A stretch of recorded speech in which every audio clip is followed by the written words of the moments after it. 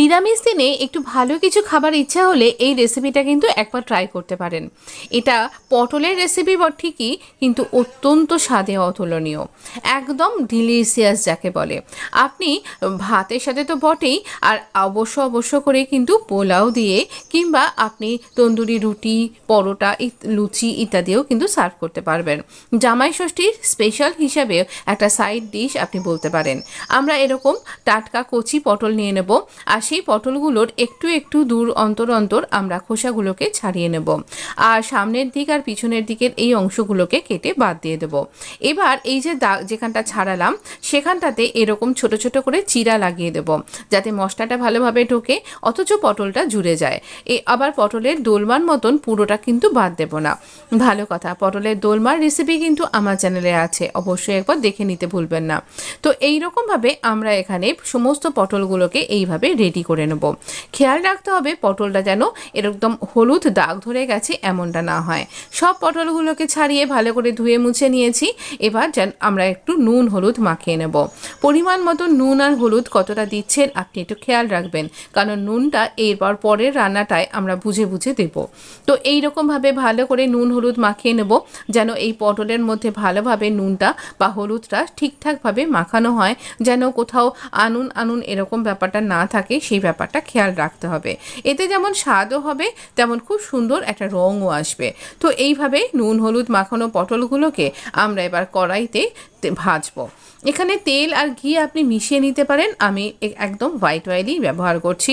আমরা এখানে তেলটা এই কড়াইতে যে ভাজবো, আমরা মিডিয়াম আঁচে এটাকে ভাজবো। খুব বেশি একদম পুড়িয়ে ফেলা টাইপের করে ভাজবেন না, মোটামুটি একদম ভালোভাবে ভাজা হবে, অথচ এইরকমভাবেই কিন্তু ভেজে নিতে হবে। তো ভালো করে আমরা পটলগুলোকে এপিট ওপিট নাড়াচাড়া করে এদিক ওদিক করে ভালো করে ভেজে নেব। এবার ভেজে তুলে নিয়েছি। এবার আমরা এই কড়াইয়ের মধ্যেই একটুখানি এলাচ দিলাম, দারচিনি দিলাম, একটা জাবিত্রি বা মেসের একটা ফুলের পাপড়ি দিলাম, একটুখানি একটা ছোট ক্যাপসিকামকে আমি কেটে নিয়েছি টুকরো টুকরো করে লম্বা লম্বা করে, সেটাকে দিয়ে দিয়েছি। একটু নরম হয়ে গেলে একটা বড় সাইজের টমেটোও দিলাম, সামান্য 1 চিমটি নুন দিলাম যাতে করে টমেটোটা গলে যায়, খেয়াল রাখবেন আবারও কিন্তু নুন দিলাম। এবার আমরা মিক্সির মধ্যে কিছু মশলা নেব। 2 চামচ আমি দিচ্ছি ধনে, গোটা ধনে দিচ্ছি। আর এখানে মাঝে মাঝে আমরা একটু একটু করে টমেটোটাকে আর ক্যাপসিকামটাকে ভালো করে কষাতে থাকবো। আর দিচ্ছি লঙ্কা, ঝুড়ির মধ্যে থেকে পেকে গেছে এমন একটা কাঁচা ঝালটা সম্পূর্ণ আপনার। আমি এখানে এইভাবে আদা দিয়ে দিলাম। এবার ভালো করে সব কিছুকে আমরা মিশিয়ে বেটে নেব। প্রথমে ড্রাই ইনগ্রিডিয়েন্টসগুলোকে আপনি গুঁড়ো করে নিন, তারপর এই সব কিছু দিয়ে ভালো করে একটা পেস্ট করবেন। তো এইভাবে আমার পেস্টটা তৈরি করা হয়ে গেছে। আর এর মধ্যে এবার আমরা এই পেস্টটা দেবার পর ভালো করে কষিয়ে নেব। এতক্ষণে আমার টমেটোটাও বেশ সুন্দরভাবে গলে গেছে, কিন্তু দেখুন টমেটো থেকে তেল ছাড়তেও শুরু করে দিয়েছে। এবার এই পেস্টটা দিয়ে ভালো করে টমেটো ক্যাপসিকামের সাথে কষিয়ে নেব। এই সময় আমরা একটু স্বাদ অনুযায়ী নুন দিয়ে দিচ্ছি। এখানে নুনটা খেয়াল রাখবেন, আগে আমরা দুবার নুনটা ব্যবহার করেছি, তাই নুনটা হাতে রেখে কিন্তু ব্যবহার করতে হবে। আর দিলাম কিন্তু হলুদ, আবার নুনটা কমও দিলে চলবে না, সেক্ষেত্রে আপনি টেস্ট করে নিতে পারেন। রান্নাটা আর একটুখানি এগিয়ে যাক, তারপর টেস্ট করে একটু ব্যালেন্স করে নেবেন। তো এবার আমরা ভেজে রাখা পটল দিয়ে ভালো করে কষিয়ে নেব। খেয়াল রাখতে হবে আমাদের কষানোটা যেন ঠিকঠাকভাবে হয়, এই কষানোর উপর অনেক কিছু ডিপেন্ড করছে। এতে ভালো করে পটলগুলো ভেঙে যেন না যায় খেয়াল রাখতে হবে, আবার ভালো করে স্বাদ হয় যাতে সেটাও খেয়াল রাখতে হবে। মিক্সির বাটির মধ্যে জল নিয়ে ভালো করে শেক করলেই ওপরের ঢাকনি আর ভেতরের এই পাত্রটাও কিন্তু সুন্দরভাবে ক্লিন হয়ে যায়। সেইভাবে আমি এখানে 1 কাপ জল দিয়ে দিয়েছি। আর তারপর এটাকে এই রকমভাবে চাপা দিয়ে হতে দেব 10-15 মিনিট। ভালো করে ধিমি আঁচে সেদ্ধ হবে। একটু কাজু আর একটুখানি আমি চারমগজ নিয়েছি, আপনি শুধু কাজুও কিন্তু এখানে নিতে পারেন। দিয়ে ভালো করে গুঁড়ো করে নিয়ে একটু জল দিয়ে সুন্দর মসৃণ একটা পেস্ট তৈরি করে নেব। এই ফাঁকে আমার পটলগুলো কিন্তু সেদ্ধ হয়ে গেছে, গ্রেভিটা সুন্দর হয়ে গেছে। এবার একটু পরিমাণ মতন চিনি দিয়ে দেব। আমি 2 চামচ চিনি দিয়েছি, তারপরে দিয়ে দিলাম ওই কাজু চারমগজের পেস্টটা। এটা অসাধারণ খেতে হয়, শুধু এটুকুনি বলবো। বাকিটা তো আপনি যখন বানাবেন তখন বুঝতে পারবেন।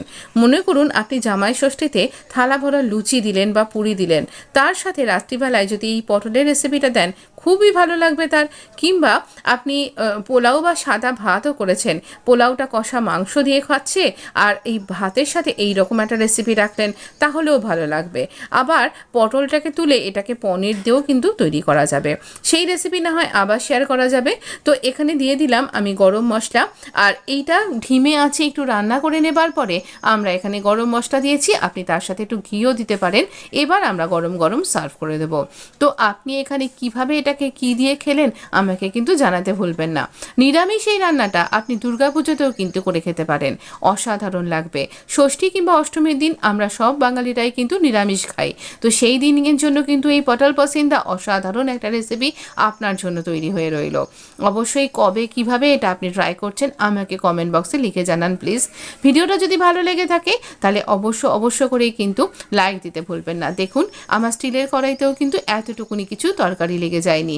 তো এই রকমভাবে যদি আপনি করেন আপনারও একদম কড়াইতে লেগে যাবে না, অথচ আপনার রেসিপি হবে পারফেক্ট, একদম ঠিকঠাক। তো এই রেসিপিটার জন্য একটা লাইক তো অবশ্যই দরকার, আর অবশ্যই আমার সাথে থাকতে ভুলবেন না। যে মানুষটা পটল খেতে ভালোবাসেন না তাকে এটা ট্রাই করান, তিনি বলবেন আবার কবে খাওয়াচ্ছ, এই গ্যারান্টি কিন্তু একদম আমার। হ্যাঁ, এটা যাতে পটল পসিন্দা সেটা খেয়াল রাখার জন্য কাজু দিয়ে একটা হার্ট আপনার জন্য কিন্তু। ভালো থাকবেন, সুস্থ থাকবেন, অবশ্যই লাইক শেয়ার সাবস্ক্রাইব। অনেক অনেক ধন্যবাদ আপনাকে।